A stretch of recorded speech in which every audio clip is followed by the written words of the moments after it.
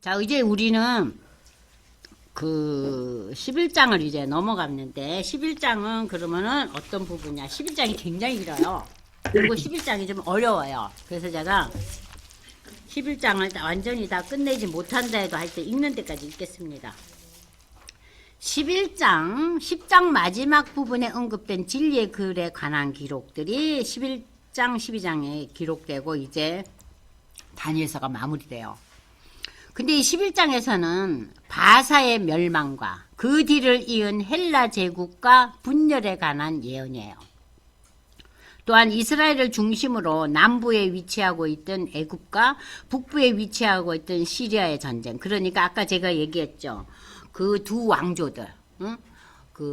그러니까는 두 왕조들 간의 그 갈등 관계 얘기도 쭉 나와요. 그래서 여기 보시면은요, 1절에서 4절은 바사의 그 멸망과 헬라의 그 부상에 대한 예언이 나오고, 그리고 이제 5절에서 20절까지는 알렉산더가 세상을 떠나고 난 뒤에 그 시대적인 얘기가 나오고, 그 이후에 안티오쿠스 에피파네스에 대한 예언이 나오고, 그의 그 박해에 의한 예언, 그리고 박해자 이 에피파네스는 어떠한 삶으로 인생을 마감하는가, 그게 나와요. 그러니까 이 11장에서는 이 박해자 에피파네스를 적그리스도의 전형으로 우리에게 이제 부각시켜줘요. 그래서 우리가 이제 보통 때 뭐 설교를 통해서는 이런 걸 많이 안 듣지만 적그리스도다 그러면 우리는 괜히 이렇게 으쓱하잖아요.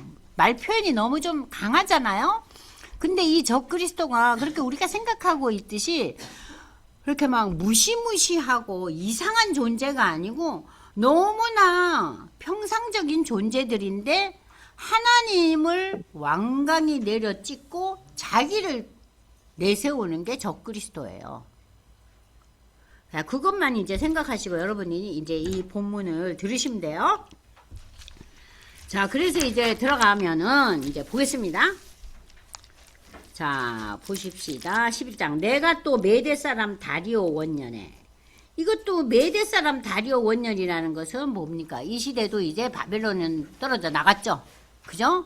그리고 바사 제국의 한 그 지역을 다스리고 있던 왕이 다리오장이잖아요. 원년에. 일어나 그를 도와서 그를 강하게 한 일이 있었는데, 자, 이건 뭐냐? 여러분, 지난번에 우리가 다리오 왕 얘기는 다니엘서 6장 1절에서 3절에 나오잖아요. 그 시대도 다리오 왕 시대 때도 그 사자굴 사건이 있을 시대도 그 사건 시대도 이 다니엘이 너무나 독특한 인물이었기 때문에 사람들이 아주 그냥 시기 질투를 하잖아요. 그렇게 해서 그 다리오 왕 외에 다른 지가 만든 신이나 다른 거를 경배하고 숭배하면은 그 사자굴에 쳐넣는다 그러잖아요. 그래갖고 다리오 왕이 밤에 잠을 못 자잖아요. 기억나시죠? 그 다리오 왕이에요. 자, 이 다리오 왕 시대에 어떤 일이 일어났느냐? 이제 내가 참된 것을 내게 보이리라. 보라, 바사에서 또 새 왕들이 일어날 것이며 그 후에 넷째는 그들보다 심히 부요할 것이며 그가 그 부요함으로 강하여진 후에는 모든 사람을 충동하여 헬라 왕국을 자, 보십시오.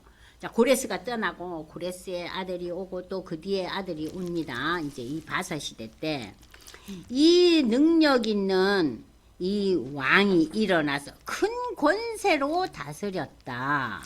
이 고레스의 뒤를 이은 이 왕이 이제 올 거라는 거예요.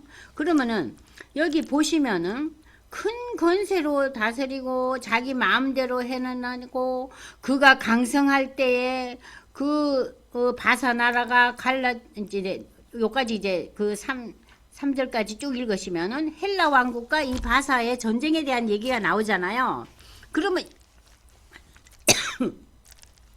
여기서 이 새 왕이라는 것은 여러분 에스더서에 나오는 아하수에로 왕 기억나요?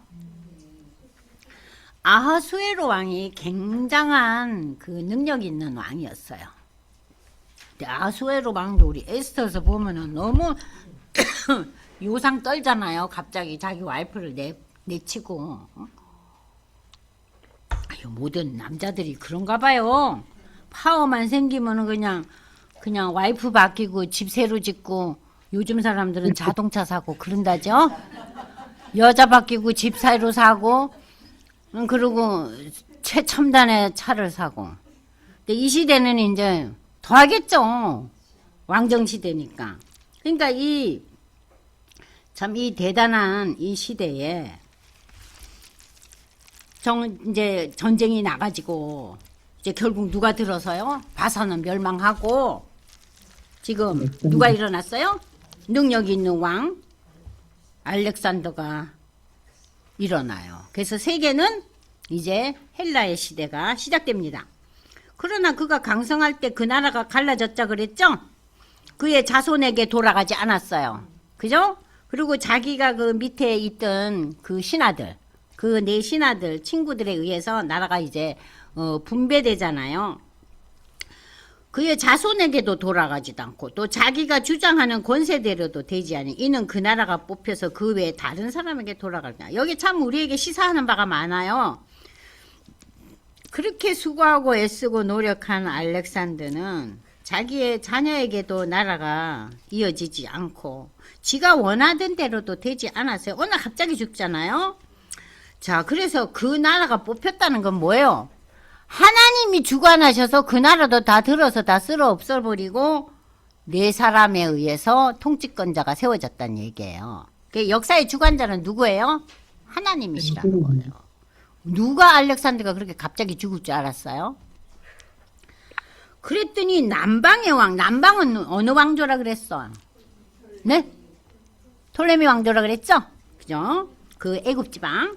왕들도 강할 것이나 그 군주들 하나는 그보다 강하여 권세를 떨치리니 그의 권세가 심히 클 거예요. 메테오에 그들이 서로 단합한다. 이건 뭐냐면은 남방과 북방이 서로 이제 연합해요. 곧 남방의 왕의 딸이 북방왕 셀루쿠스 왕조에게 가서 화친하고 그러나 그 공주의 힘이 세하고 왕도 서지 못하고 그러니까 나라와 나라가 더 부강해지고 하면은 그 협력과 화합의 그 하나의 무기가 뭐예요? 뭐 사위 삼고 또 며느리 삼고 그러지 않아요? 그러니 이제 화친 결혼 제도를 하는 거예요. 자, 그러나 그 상황 속에서도 공주와 그가 데리고 온 자와 그를 낳은 자와 그때 도와주던 자가 다 버림을 당하더라. 또 내침을 당하네. 그러면 어떻게 되겠어요? 관계가 또 깨지겠죠. 그죠? 그러나 그 공주의 본 족속에서 난 자 중에 한 사람이 왕위를 이어 권세를 받아 북방왕의 군대를 치러와서 그의 성에 들어가서 그들을 쳐서 이기고 그 신들과 부어 만든 우상들과 은과 금의 아름다운 그릇들을 다 노력하여 애굽으로 가져갈 것이요 몇 해 동안은 그가 북방왕을 치지 아니할 거야. 이제 좀 조용한 시대가 왔어요. 둘이서 까타부타 하더니 그런데 어느 날 북방왕이 남방왕의 왕국으로 쳐들어갈 것이니 자기 공국으로 물러가리라. 계속해서 이제 또다시 전쟁이 시작돼요. 그러나 그의 아들들이 전쟁을 준비하고 심히 많은 군대를 몰아서 물이 넘친같이 나올 것이며 물이 넘친다는 건 뭐예요? 막 군사를 막 그냥 대규모로 그냥 전쟁이 난 거예요. 그가 또 와서 남방왕의 견고한 성까지 칠 것이다. 그러니까는 아까 제가 얘기했잖아요. 그 남방은 애굽이라 그랬잖아요. 그죠? 그 톨레미 왕조의 그 이후에 그 왕조 1대, 2대 왕들을 쭉 돌아가면서 또 수리아, 그러니까는 유대 땅을 그 차지하고 있던 수리아 지역의 셀루쿠스 왕조와 계속해서 전쟁이 일어난 거예요. 남쪽, 북쪽이 전쟁이 일어나요. 그래서 쳐들어오니까 남방왕은 크게 노하여 나와서 북방왕과 싸울 것이라. 북방왕이 큰 무리를 일으킬 것이니 그 무리는 그의 손에 넘겨준비되라. 이건 뭐예요? 북방왕이 이긴다는 거예요. 아시겠죠? 그러니까는 지금 셀루쿠스 왕조가 이 애굽 땅을 차지하고 있던 톨레미 왕들을 이제 이겨먹는다는 얘기예요. 그가 큰 무리를 사로잡은 후에 그의 마음이 스스로 높아져서 수만 명을 엎드릴 것이나 그 세력은 더하지 못할 거야. 그러니까는 엄청난 그 전투력을 이제 규합하고 모아서 힘이 세지만 그 세력이 계속 이어지지는 못할 것이다. 북방왕은 돌아가서 다시 군대를 전보다 더 많이 준비해서 몇 해 후에 대군과 많은 물건들을 거느리고 오나 그때 여러 사람이 일어나서 남방왕을 칠 것이요 네 백성들, 여기 네 백성은 유대인들이에요. 내 백성은 뭐예요? 유대인들이에요. 내 백성 중에서도 포악한 자가 스스로 높아져서 환성을 이루려 할 것이니 그들이 도리어 걸려 넘어지리라. 자, 여기서 이제 여러분들이 보시면 제가 여기 설명을 굉장히 자세하게 해놨어요. 근데 이 설명 속에 들어가다 보면 여러분들이 또 혼란이 와요. 그러니까 이것은 나중에 완전히 다 파악하시고 난 뒤에 읽으세요. 그러니까는 이 본문에서 여러분이 이해하실 것은 북방왕조, 남방왕조. 그러니까는 알렉산더 사후에 네 나라로 분류되잖아요. 그 중에서 애굽 쪽과 수리아 지역, 유대 지역, 그 지역의 두 관할 왕들 간에 전쟁이 계속 일어나서 까타부타 난리예요. 근데 전쟁이 일어나기 전에는 어때요? 서로 결혼하고 뭐 난리 났어. 계속해서 몇백 년 동안 둘이가 난리가 나는 거예요. 자, 그 상황을 지금 여기서 설명을 하면서 이제 계속 이어지는데 여러분 보시면은 그때 여기 쭉 계속 보면 제가 굉장히 설명을 자세하게 하는데 이런 얘기 이렇게 다 이해를 하려면은 여러분들이 너무 힘드니까 그건 그냥 띄우고 그냥 읽으세요. 자, 이에 북방, 그러니까 유대인들도 중에서도 포악한 자, 하나님을 거북하고 지를 내세우는 자가 일어난 거다. 그런데 이 북방왕은 와서 토성을 쌓고 견고한 성읍을 점령할 것이요, 남방왕 군대는 그를 당할 수 없고 또 그가 택한 군대라도 그를 당할 힘이 없으므로 오직 와서 치는 자가 자기 마음대로 행하리니 그를 당한 사람이 없겠고. 자, 그를 당하는 사람, 그러니까 그만큼 이 셀루쿠스 왕조가 강대한 힘을 가졌다는 얘기예요. 그 영화로운 땅에 설 것이다. 영화로운 땅은 뭐예요? 유대 땅에. 이 셀루쿠스 왕조가 유대 땅을 좌지우지할 거라는 거예요. 그 얘기를 지금 하고 있는 거예요. 그런데 결국 그 인간은 멸망할 거다. 유대 땅에 와서 유대 그 관습이나 유대 사람들이 섬기는 하나님 섬기는 거, 성전 이런 거를 좌지우지하고 박해하고 탄압을 하지만 결국 그는 죽을 거다. 그 얘기예요. 그렇게 얘기하시고 이 자세한 역사적인 그 세부적인 상황에서는 여러분들이 이 다니엘서를 완전히 파악하고 난 뒤에 역사의 그 세부 상황에 들어가서 보세요. 그것까지 다 이해하시려면 기본적인 흐름을 파악을 못하니까 저는 설명은 다 해놨어요. 아셨죠? 그러니까 요 설명은 좀 건너뛰시라고요. 그가 결심하고 전국의 힘을 다하여 이르는 그와 하친할 것이요, 또 여자의 딸을 그에게 주어 그의 나라를 망하게 할 것이나 이루지 못하니 계속해서 또 좀 살만하면 또 하친하고 왔다 갔다 하는 거예요. 근데 이게 다 무익하다는 거예요.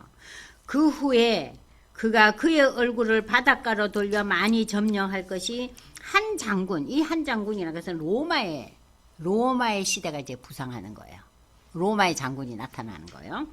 로마의 장군이 나타나야 그의 정복을 그치게 하고 그 수치를 그에게 돌릴 것이므로 그가 드디어 그 얼굴을 돌려 자기 땅 산성들로 향할 것이나 거쳐 넘어지고 다시는 보이지 않는.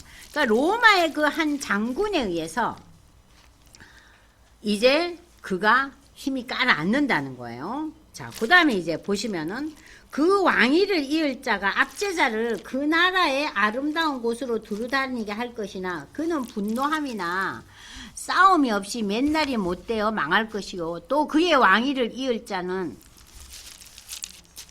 뭐예요? 한 비천한 사람이라 나라의 영광을 그에게 주지 아니할 것이나 그가 평안한 때를 타서 속임수로 그 나라를 얻을 것이며 넘치는. 자, 이거 계속해서 여러분들이 이제 좀 힘든 얘기들이 자꾸 나와요. 자, 이 한 비천한 사람에 여러분들이 주목하세요. 이 한 비천한 사람이 안티오쿠스 에피파네스예요. 그러니까는 이 다니엘서 11장이 주목하는 것은 처음에 능력 있는 한 알렉산더죠. 그 다음에 주목하는 사람이 안티오쿠스 에피파네스. 그러니까는 그 셀루쿠스 왕조의 그 첫 번째 왕이었던 그 왕의 7대 손, 아시겠죠? 7대 손인 안티오쿠스 에피파네스를 가리켜서 이 다니엘서는 뭐라고 표현했어요? 비천한 자라 그랬어요. 네가 그렇게 날뛰고 너를 내세웠지만 하나님 보시기에는 너무나 볼품이 없는 자라는 거예요. 비천한 자. 그래서 여러분이 그 비천한 사람의 자 거기에다가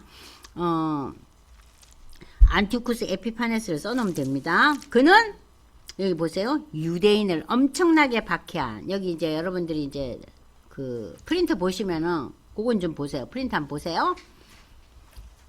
형 셀루쿠스 4세를 이어 왕이 된 안티오쿠스 에피파네스 4세로 그는 유대인을 박해했다 그랬죠. 그래서 그가 다스리던 시대가 BC 175년에서 164년. 그렇게 오래도 다스리지도 못하고 죽어요.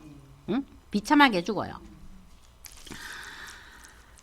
그가 평안한 때를 타서 속임수로 그 나라를 얻을 것이며 넘치는 물 같은 군대가 그에게 넘침으로 말미암아 패할 것이요 동맹한 왕도 그렇게 될 것이며 그와 약조한 후에 그는 거짓을 행하여 올라올 것이요 소수의 백성을 가지고 세력을 얻을 것이며 그가 평안한 때에 지방에 가장 기름진 것에 들어와서 그의 조상들과 조상들의 조상이 행하지 못한 것을 행할 것을 그는 노력하고 탈취한 재물을 무리에게 흩어주며 계략을 세워 얼마 동안 산성들을 칠 것인데 때가 이르기까지 그리하리라. 이건 뭡니까?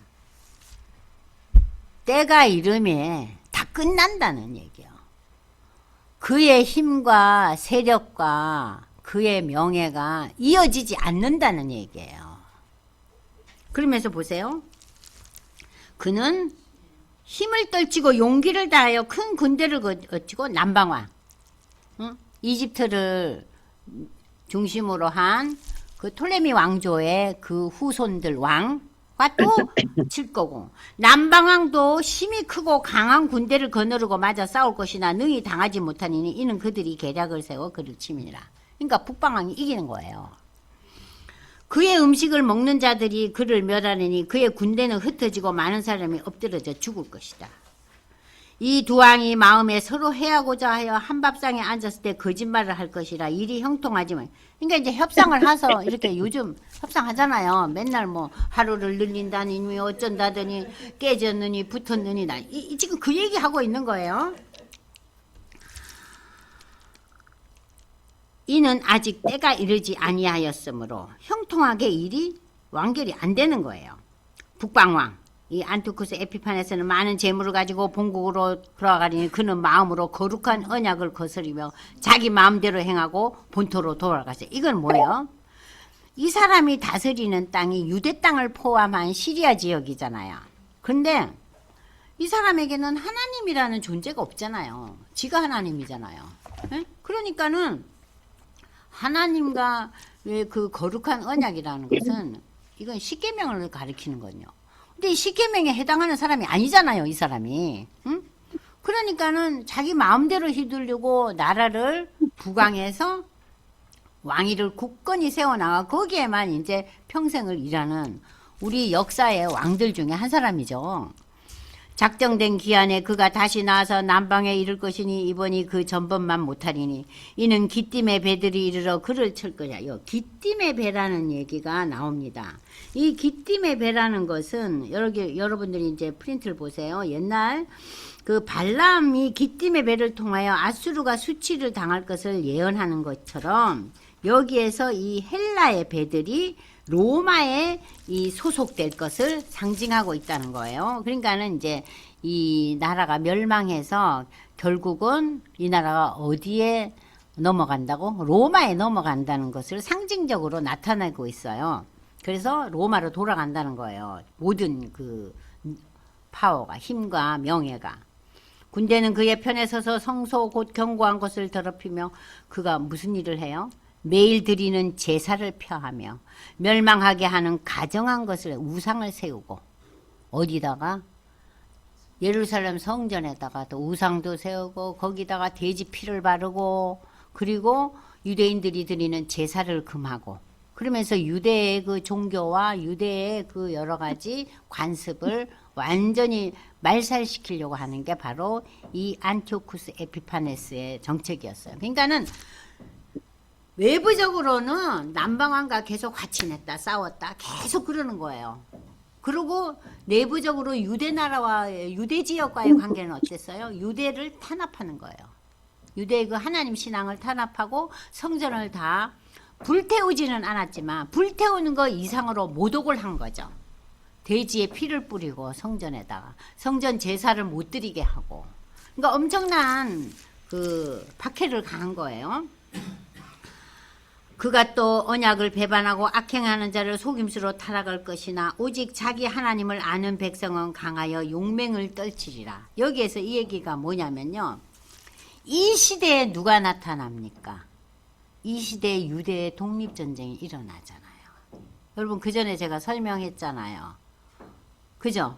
그 요 앞에 우리 나오잖아요. 유대 그 독립운동이 있었잖아요. 그럼 보시면은 여러분들 프린트 보시면은 3페이지에 보시면은요, 이 그 마카비 형제, 이 마카비 형제가 그러니까 안티오쿠스 아피파네스의 엄청난 박해 앞에서 독립운동을 일으키잖아요. 그러면서 그 마카비 가문이 유대의 완전 독립을 쟁취하고 하스모니안 왕조를 일으키잖아요. 그래서 이 하스모니안 왕조가 BC 135년부터 63년까지 이어진다 그랬죠. BC 135년부터 63년까지 이어져. 이 시기가 어디하고 지금 연결해요?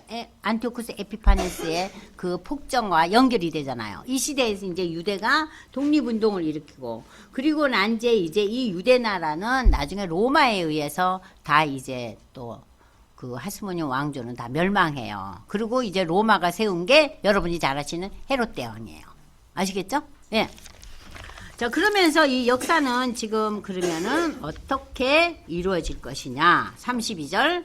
오직 자기의 하나님을 아는 백성은 강하여 용맹을 떨치지라. 그러니까 이 시대에도 유대에는 하나님을 바라보며 독립운동을 일으킨 그 마카비 형제들, 백성 중에 지혜로운 자들이 많은 사람을 가르칠 것이나 그들이 칼날과 불꽃과 사로잡힌가 약탈을 당하며 여러 날 동안 몰락하리라. 그들이 몰락할 때 도움을 조금 얻을 것이나 많은 사람들이 속임수로 그들과 결합할 것이며, 또 그들 중 지혜로운 자 몇 사람이 몰락하여 무리 중에 연단을 받아 정결하게 되며 희게 되어 마지막 때까지 이르게 하리니 이는 아직 정한 기간이 남았습니다. 그러니까 이 결론은 뭡니까? 지혜로운 자, 하나님을 바라보는 믿음의 사람들은 결국 마지막 때까지 남아 있을 거란 얘기예요. 그 왕은 자기 마음대로 행하며, 여기서 그 왕은 뭐예요? 안티오쿠스 에피파네스예요. 자기 마음대로 행하고 스스로 높여 모든 신보다 지가 크다 하며 비상한 말로 신들의 신을 대적하며, 신들에게도 대적해요. 신들도 없다는 거예요. 자기가 신이라는 거예요. 형통하기를 분노하심이 그칠 때까지 이르니 이는 그 작정된 일을 반드시 이룰 것입니다. 그러니까 자기를 계속 높이면서 결국은 멸망에 이를 거라는 얘기예요. 그가 모든 것보다 스스로 크다 하고 그의 조상들의 신들과 여자들이 흠모하는 것을 돌아보지 아니하며 어떤 신도 돌아보지 아니하고. 자, 여자들 얘기가 나와요. 여자들이 흠모하는 게 뭐예요? 여자들이 원래 자식을 낳아서 키워서 그런가 봐요. 그렇게 빌고 경배하는 대상이 많아요. 그래서 우리 옛날에 어머니들이 뭐예요? 바깥에 정한수 떠놓고 그러면 신의 이름도 없어요. 그죠? 정한수 떠놓고 그냥 지성이면 감천이야. 그저 내가 신들도 아니야. 그냥 내가 미친 듯이 기도하는 거예요.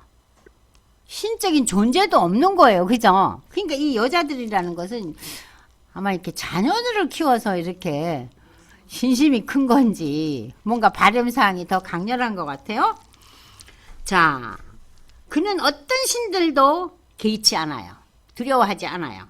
그 대신에 강한 신을 공경할까? 여기 강한 신이 나옵니다. 여러분 이거 참 독특하죠? 어떤 신도 믿지 않고 바라보지도 않는데, 자, 히랍 신화에 누가 나와요? 신 중에 신이 누구예요? 제우스예요. 이 사람이 누구를 향해서 뭘 바래요? 제우스를 섬긴 거예요. 응? 그러면서 강한 신을 공경한다. 제우스를 바라보는 거예요. 또 그의 조상들이 알지 못하는 신에게 금은 보석과 보물을 들여 공경을. 그러니까 말하자면 제우스뿐만 아니라 그냥 온갖 신들의 이름을 다 나열해서 나에게 복을 주소서 이 나라를 영원케 하소서 하는 거예요. 그는 이방 여러 신들의 힘을 입어 크고 견고한 산성들을 점령할 것이다.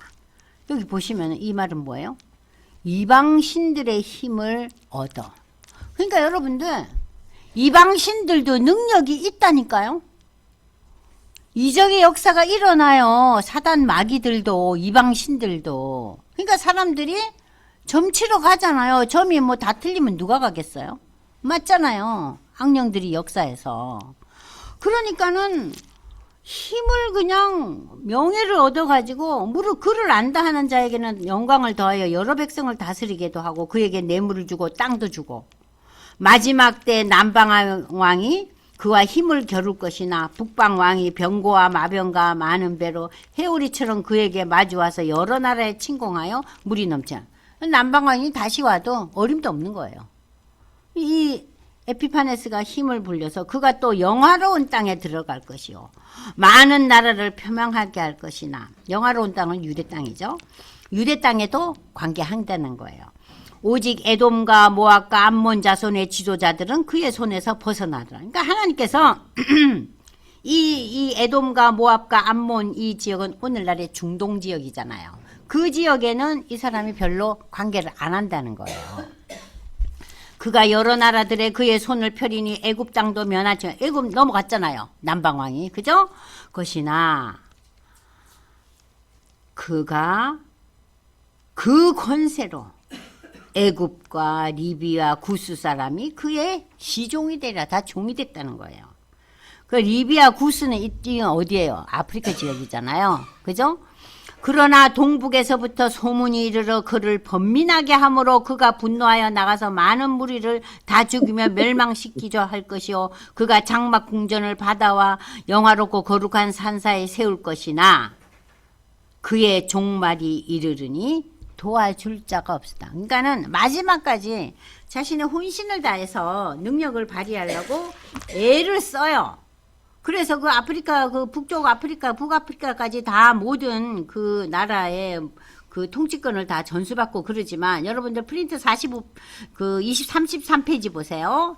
그의 종말, 안티오쿠스 에피파네스는 인생의 마지막에 이 하나님의 말씀 예언대로 도와줄 수 없는, 누구도 도와줄 수 없는 병으로 죽음을 맞이한다. 그의 권력, 군사력도 아무 소용이 없었다. 악인의 형통함은 잠시뿐이다. 하나님의 공의의 심판은 누구도 피해갈 자가 없다는 거예요. 그래서 이 적그리스도에 대한 예언이 지금 그게 종말이에요. 그러니까 북방왕, 남방왕, 뭐 비천한 사람이 안티오쿠스 에피파네스 다 그냥 그 한 200년 동안 일어났잖아요. 알렉산더 이후에. 그러나 그들은 다 결국 로마에 다 넘어가잖아요. 그죠? 자, 이 모든 것은 다 종말론적인 예언이라는 거예요. 이스라엘의 주변 나라들은 하나님의 섭리에 의해서 흥망성쇠를 거듭하면서 하나님을 대적하며 유대민족을 핍박하는 적그리스도의 모습, 대표 주조가 지금 북방왕 안티오쿠스 에피파네스죠. 모습으로 예언되고 있다. 안티오쿠스 이 에피파네스 사세는 특별히 제가 얘기했죠. 유대민족을 박해하고 주변의 여러 나라와 거짓으로 동맹을 체결하고 그 침략을 감행하는 사악한 왕이었다. 이는 종말의 때에 나타날, 그러니까는 예수님이 오시기 전에 나타날, 이 세상에 나타날 세상의 왕들, 세상의 지도자, 적그리스도의 행포를 역사에서 미리 우리에게 암시해주고 있다. 능력이 있다는 거죠. 힘이 있다는 거죠. 세계를 통치할 수 있는 그런 능력의 왕이었지만 그는 멸망한다는 거예요. 적그리스도는 하나님의 능력을 빙자하며 자신의 뜻을 펼치며 자신을 구원으로 선포하지만 하나님의 나라가 임할 때 하나님의 심판을 견디지 못하고 영원히 멸망한다는 거예요.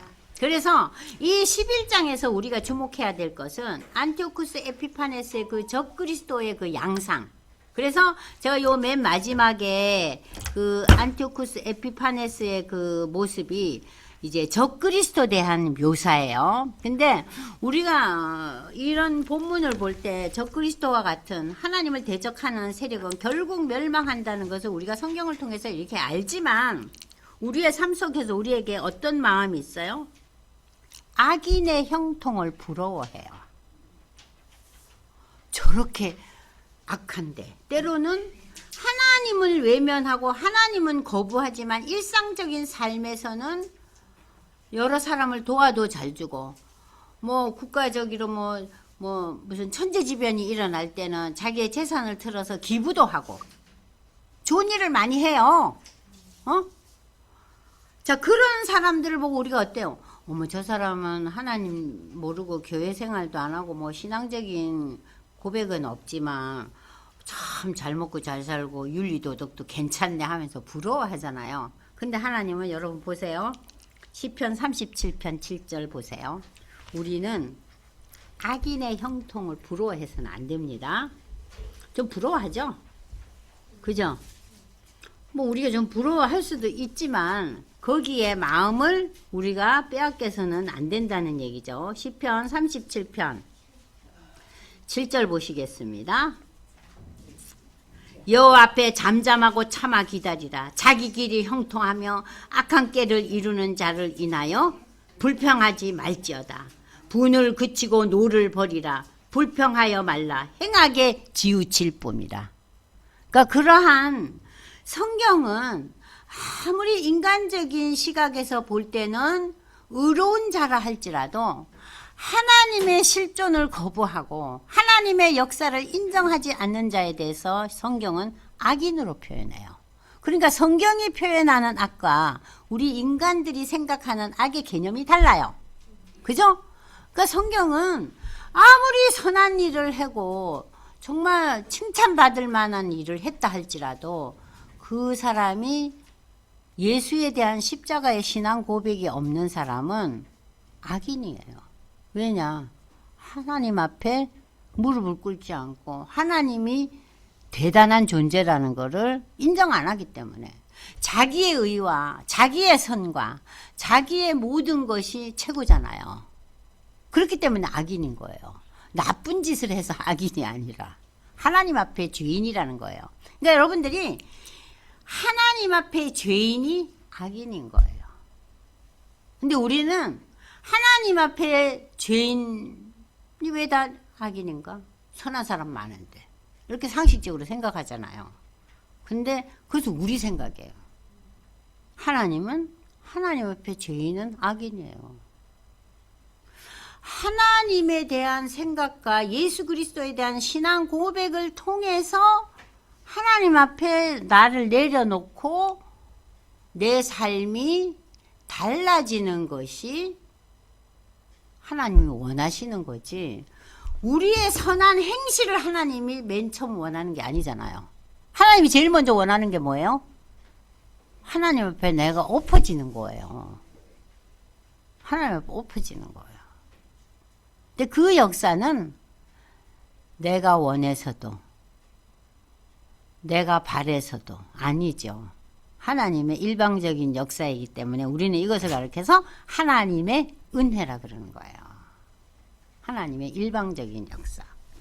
그래서 이제 여기 보시면은 또 한번 보겠어요. 잠언 24편 잠언 보세요. 잠언 24편 1절 2절 보겠습니다. 너는 악인의 형통을 부러워하지 말며 그와 함께 있기도 원하지도 말래요. 이야, 잠언은 정말 더 세게 나오죠. 너는 악인의 형통을 부러워하지 말며 그와 함께 있기도 원하지도 말자다. 연결 짓지 말라는 거예요. 그들의 마음은 강포를 품고 그 입술은 뭘 해요? 네. 그러니까 인간의 의를 추구한다는 거예요. 그들이 아무리 사람 보기에는 귀하고 아름다워 보여도 그것은 인간적인 생각이라는 얘기예요. 그래서 이제 이 안티오쿠스 에피파네스의 이 삶의 마지막을 보면서 우리는 적그리스도에 대한 묘사를 지금 이제 이 다니엘서 11장에 나타나는 걸 보면 36절에 적그리스도의 첫 번째 모습은 지 뜻대로 해요. 지 좋은 대로 한다는 거예요. 두 번째는 자기를 높이고 하나님을 대적하고 모독해요. 하나님이 어디 계셔? 눈에 보여? 만져져? 내가 선한 행실하고 내가 공을 쌓으면 되지. 그리고 모든 신들보다 지가 크다고 주장해요. 신들 중에 신이에요. 그리고 세력의 신을 공경한다는 것은요, 능력의 신을 공경하는 거예요. 능력의 신. 그 다음에 그러나 그들은 남방 북방 왕들에게 공격받는다는 이 얘기는 뭐냐면요, 너무나 저잘났다고 설쳐대니까 이 세상과의 관계에 있어서도 공격을 많이 당해요. 적그리스도가. 그러니까 적그리스도가 다른 주위의 사람들과도 화친할 수가 없는 거예요. 자기를 내세우니까. 그 다음에 영광스러운 땅을 점령했다는 것은 뭐예요? 하나님의 영역을 지가 점령하려는 거예요. 그래서 이 에피파네스가 어떻게 해요? 제사를 드리지 마라. 거기다 유대인들이 가장 불경스러워하는 돼지를 잡아서 피를 온 성전에 다 쳐바르고, 예? 그 다음에 이 에피파네스는 애굽을 점령했다는 것은 무엇을 의미하냐면은 다른 나라를 막 집어삼키는 거예요. 힘으로, 세력으로. 그리고 이 적그리스도는 뭐냐?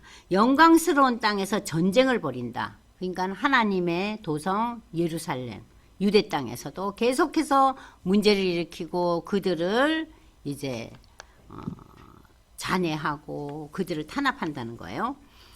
그들은 또한 사단의 힘으로도 기적을 행한다. 그러니까 적그리스도의 모습은요, 사단이 주는 능력으로 기적을 행하는 거예요. 하나님의 그 힘으로 기적을 행하는 것이 아니라 사단이 주는 힘으로. 그러니까 우리가 알 것은 사단도 능력이 있다. 기적을 행한다. 그걸 아셔야 돼요. 그러니까는 우리가 사단의 기적을 보고 우리의 마음이 빼앗겨서는 안 돼요.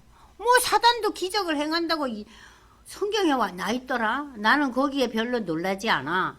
그리고 우리가 대처를 해야 되는데, 어마야 거기도 힘이 있더라. 대단하더라. 잘 모이더라.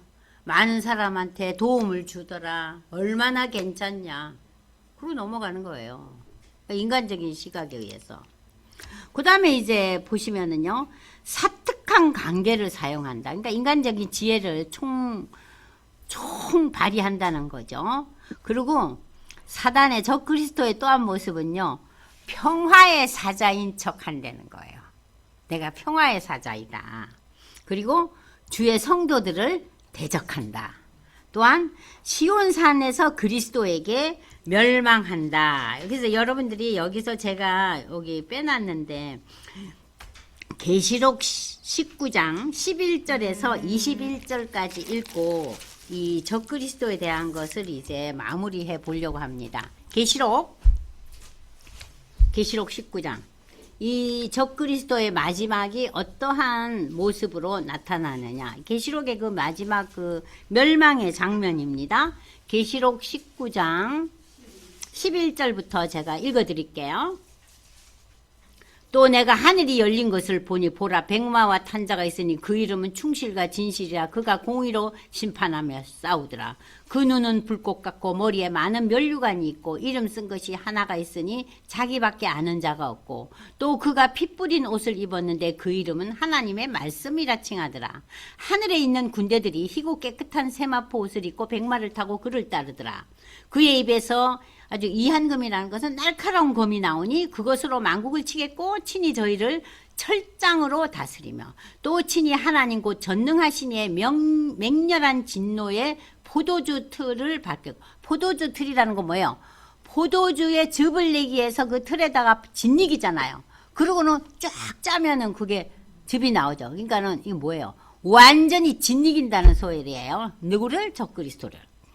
그 옷과 다리에 이름 쓴 것이 있으니 만왕의 왕이요 만주의 주라 하더라. 또 내가 보니 한 천사가 해에 서서 공중에 나는 모든 새를 향하여 큰 음성으로 외쳐가로되 하나님의 큰 잔치에 모여 왕들의 고기와 장군들의 고기와 장사들의 고기와 말들과 그 탄자들의 고기와 자유한 자들이나 종들이나 물온대손하고 모든 자의 고기를 먹으라 하더라. 여긴 뭐예요? 이거 전부 사단의 역사, 적그리스도들을 다 잡아먹는다는 소리예요. 또 내가 보매 짐승과 그 땅의 임금들과 그 군대들이 모여 그 말탄자와 그의 군대들로 더불어 전쟁을 일으키다가 짐승이 잡히고 적그리스도가 잡히고 그 앞에서 이적을 행하던 거짓 선지자 적그리스도 이들이 다 함께 잡혔으니 이는 짐승의 표를 받고 그의 우상에게 경배하는 자들을 이적으로 미혹하던 자들이 이들이 다 산채로 유황불 붙는 못에 던지우고 그 나머지는 말탄자의 입으로 나오는 검의 죽음에 모든 새가 그 고기로 배불리우더라. 이거 뭐예요? 그러니까 적그리스도는 이렇게 종말에 예수님이 오실 때 이제 마지막 이제 이 세상은 다 없어져요. 우리가 그렇게 귀하게 여겼던 거 다 사라지고 종말이 왔을 때 이제 이 땅, 우리가 살고 있던 이 모든 그 적그리스도들은 다 이렇게 멸망의 늪으로 빠지는 거예요. 그래서 이제 20장, 21장에 나오잖아요. 영원히 꺼지지 않는 유황불에 있다고. 네? 그것을 가리켜서 요한 기자가 뭐라 그랬어요? 둘째 사망이라 그랬어요. 모든 인간은 첫째 사망을 경험해요. 그런데 예수를 믿는 자들은 둘째 사망을 경험하지 않는다는 거예요. 우리는 뭐해요? 우리는 첫째 사망으로 인해서 우리의 육신은 사라졌지만 우리는 새하늘과 새 땅으로 가는 거예요. 그게 부활이잖아요. 그러나 예수를 영접하지 않은 자들, 하나님을 인정하지 않은 자들은 둘째 사망을 경험한다. 그러니까 여러분들은 걱정하실 필요가 없죠. 둘째 사망을 당하지 않을 거니까. 그죠? 왕수자 권사님. 그래서 남편님이 돌아가실 때 예수뿐이다 그러셨다며요. 제가 그 말씀이 정말 제가 죽을 때까지 잊혀지지 않을 것 같아요. 저 왕권사님 남편분이 돌아가시면서 그랬다는 거예요. 운명하시기 전에 예수뿐이라는. 그래서 어떤 의미에서 병원에서 하는. 그러니까 그러고 얼마 있다 가셨잖아요. 네, 그러니까는 어떤 의미에서는 유언이시죠. 그게 그잖아요. 예수뿐이다 그러셨대요. 그러니까는 그런 거를 들을 때 참 하나님의 그 선택과 은혜를 입은 자는 결국 불리움을 받는구나. 왕건사님이 기도하셨으니 열매가 왔죠. 네. 그래서 오늘 저는 이제 이 10장, 11장을 통해서 그 역사의 흐름을 여러분들이 이해하시고, 그러니까는 바벨론과 그 다음에 바사 그리고 헬라, 로마에 이르기까지 그 역사의 흐름을 파악하시면서 이 본문을 이해하시면은 결국 역사는 어떻게 된다고요? 적그리스도는 망하고 하나님의 나라가 도래한다는 거예요. 적그리스도가 자기의 파워를 내미는 사람들, 하나님의 실존을 거부하고 내가 이 세상을 다스리겠다는 거지. 여기 지금 배웠잖아. 적그리스도의 그 성향에 대해서 나왔잖아. 자기 뜻대로 살고, 나를 높이고 하나님을 거부하고, 그리고 자기가 평화의 사도인 양 설치잖아. 그게 이제 적그리스도의 모습을 최 집사님 내가 여기 프린트 34페이지 메뉴에 써놨어. 그거 확인하시면 그게 적그리스도예요. 그러니까 어느 시대에나 적그리스도의 모습은 항상 있어요. 근데 종말에 가서는 이 적그리스도가 더 큰 힘을 이루면서 믿음의 사람들을 엄청나게 힘들게 할 거라는 거예요. 그것이 이제 고난의 시대가 온다는 거예요. 자, 10장, 11장 조금 이해되셨어요? 그러니까 역사를 이해하셔야 돼요. 이 다니엘서 보시려면요. 그러니까 그 역사를 이해하면서 이 다니엘이 역사 속에서 하나님의 나라에 대한 설명을 해석해 주는 거예요. 그러니까 우리는 역사를, 세계사를 그냥 읽잖아요. 근데 다니엘은 지금 어떻게 하고 있어요? 그 세계의 역사 속에서 하나님의 역사는 어떻게 이루어지고 종말, 세상의 끝 종말은 어떻게 마무리 지어질 것이다. 적그리스도는 멸망한다. 누굴 통해서 지금 우리 배웠어요? 안티오쿠스 에피파네스의 마지막을 보면서. 하나의 그러니까 상징적인 거예요. 그 역사가 종말에 대한 상징을 나타나면서 우리에게 설명해 주고 있는 거예요. 그래서 다니엘서를 읽고 이거를 역사에 조명해서 적용해서 읽어 가시면 어렵지 않아요. 그걸 모르고 읽으면 너무 황당하죠. 그죠? 어떠세요? 이제는 조금 알겠어요? 권사님들? 네. 조금이라도 아시면 다행이죠. 저는 너무 고생하고 읽었잖아요. 이거 발견하느라고. 아무튼 오늘 고생하셨고, 지금 이제 저희가 마지막 12장이 남았어요.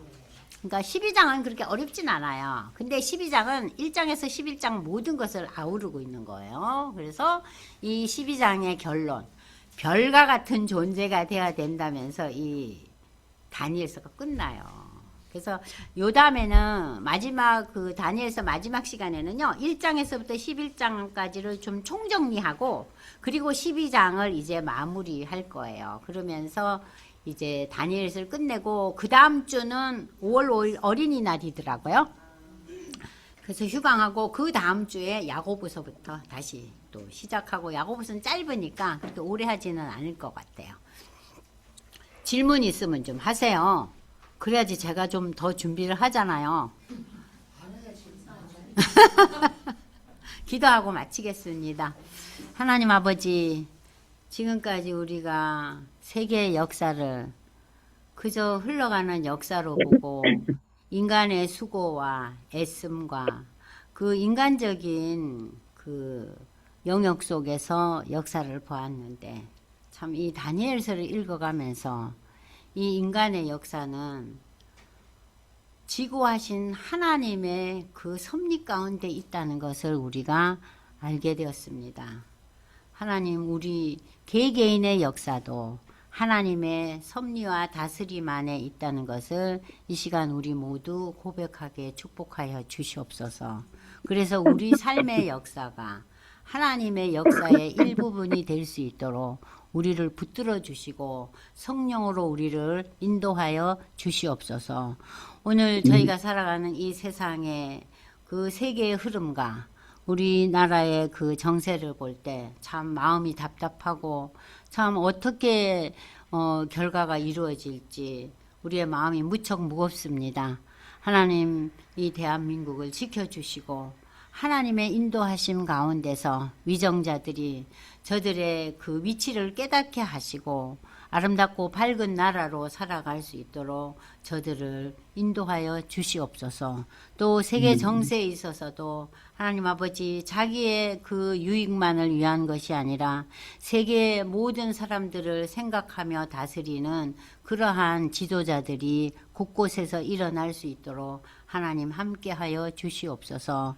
오늘의 우리 다니엘서 공부를 통해서 세계 역사의 흐름과 하나님의 큰 역사를 보게 하심을 감사드리며 예수님의 이름으로 기도드리옵나이다. 아멘. 감사합니다. 수고하셨어요.